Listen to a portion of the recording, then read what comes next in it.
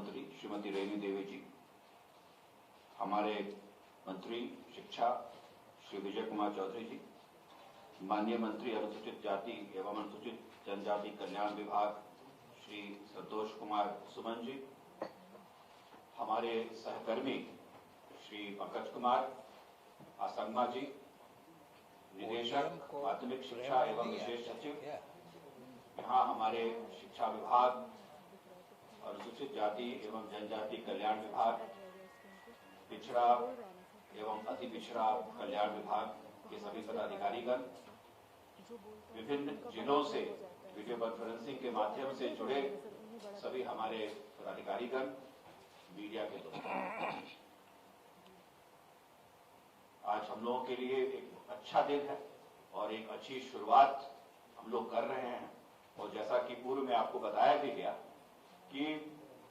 राज्य सरकार ने ये निर्णय लिया है कि चाहे अनुसूचित जाति अनुसूचित जनजाति कल्याण विभाग की छात्रवृत्ति हो पोस्ट मैट्रिक, या बीसी ईबीसी डिपार्टमेंट की हो, माइनॉरिटी वेलफेयर से भी हो, इन सब के लिए बजटरी प्रावधान संबंधित विभाग करते हैं, लेकिन उसका वितरण शिक्षा विभाग के माध्यम से कराया जा रहा है। और पूर्व में हम लोगों ने नेशनल स्कॉलरशिप पोर्टल का इस्तेमाल किया था, लेकिन उसको इस्तेमाल करने में कई प्रकार की ऑपरेशनल कठिनाइयां हम लोगों को हो रही थी।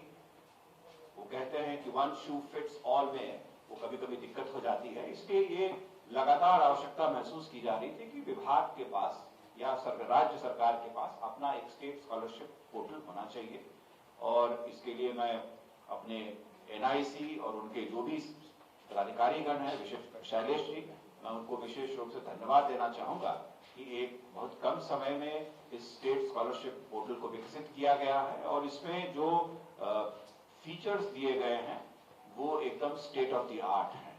और ये this is one of the best portal for distribution of post matric scholarship. Pankaj ji ने भी बताया आप लोगों को कि किस प्रकार से जो राशि की जो अधिसीमा थी उसको राज्य सरकार ने कुछ भारत सरकार के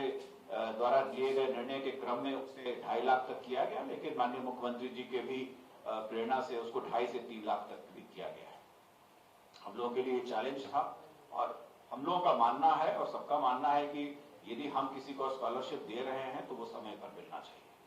और समय के बाद जो स्कॉलरशिप मिलती है उसकी उपयोगिता और प्रासंगिकता दोनों कम हो जाती है। तो ये बहुत आवश्यक है, लेकिन ये भी आवश्यक है कि हम सही व्यक्ति को सही समय पर दें, और इसके लिए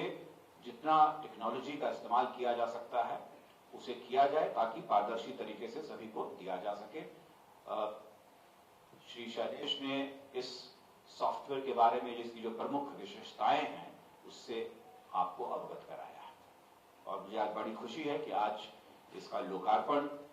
हमारे माननीय उप मुख्यमंत्री और मंत्री शिक्षा और मंत्री अनुसूचित जाति और अनुसूचित जनजाति कल्याण विभाग के कर कमलों से किया जाता है। शिक्षा की गुणवत्ता बहुत ही आवश्यक है, और मैं समझता हूं कि ये हम लोगों के लिए राज्य में चैलेंज है कि किस प्रकार से स्कूली शिक्षा जो है उसकी गुणवत्ता बेहतर करें। ये तब हो सकता है जब हमारे टीचर्स जो हैं उन्हें हम बेहतर प्रशिक्षण दे सकें, और जो हमारी किताबें हैं वो एकदम अप टू डेट हों और उनमें उन सभी चीजों को समाविष्ट किया जा सके जो किताबों में होनी चाहिए, आकर्षक होनी चाहिए। और ये एक मनोविज्ञान से जुड़ा हुआ है, किस प्रकार से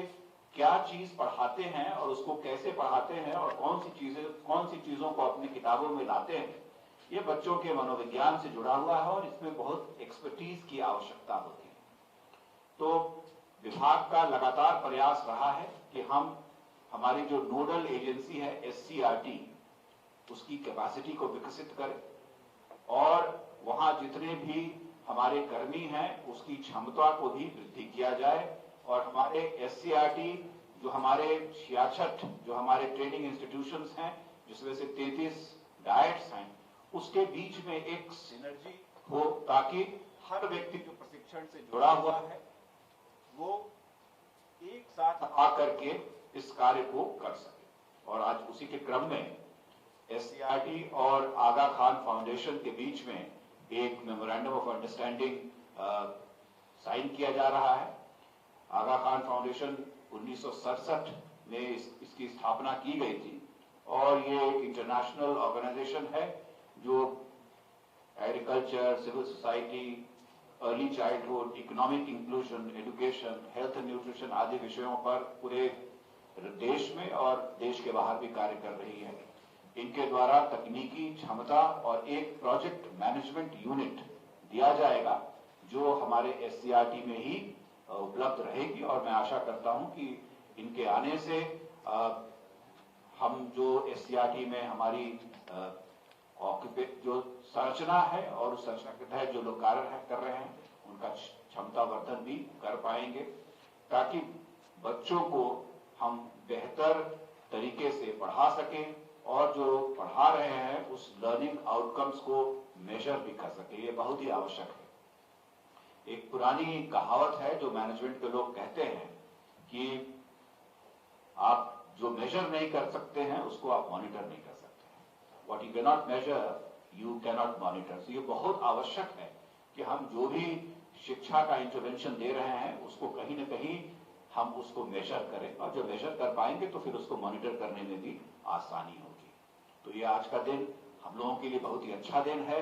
और आज दो बहुत ही प्रमुख चीजों का लोकार्पण किया जा रहा है। एक memorandum of understanding, but this state scholarship portal मेरे विचार से एक बहुत ही अच्छा इंटरवेंशन है और इससे हमारे बच्चे जो राज्य के हैं, जो राज्य के बाहर और राज्य के अंदर पढ़ रहे हैं, उनको हम सब बेहतर सेवा दे पाने में सक्षम होंगे। और जो लास्ट पॉइंट है जो मैं कहना चाहूंगा कि विभाग एक कॉल सेंटर भी विकसित कर रहा है। उसके लिए हम लोगों ने अभी RFP फ्लोट किया हुआ है, तो इस कॉल सेंटर से भी हम इसको जोड़ देंगे ताकि यदि कभी किसी को कोई भी किसी प्रकार की कोई परेशानी हो और ग्रीवांस हो तो उसकी लगातार जानकारी विभाग को प्राप्त होती रहे और उसके क्रम में हम सबको बेहतर सेवा देने के लिए कृत संकल्पित रहें। एक बार फिर माननीय उप मुख्यमंत्री और माननीय मंत्री शिक्षा